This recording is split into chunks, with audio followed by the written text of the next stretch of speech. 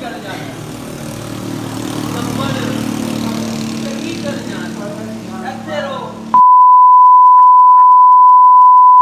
बैठे हो तू ऐसे लाम ना बच्चा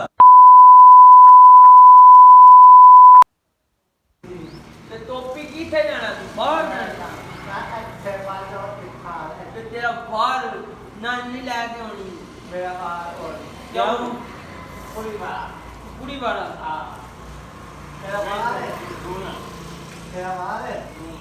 बाहर है हाँ जाओगी ठीक है अनुभव बाहर नहीं मैं बात बाहर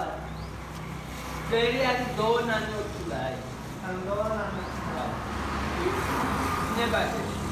पता है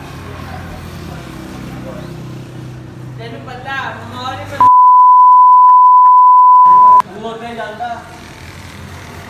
और हम बहुत जा पैसे दे बहुत मेरे पास है बड़ी गंदी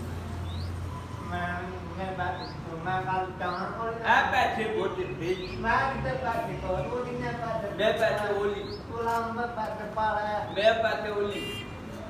आ बारी आ पूरा पैसे दे बहुत है अच्छा बोतल है पानी पूरा जाओ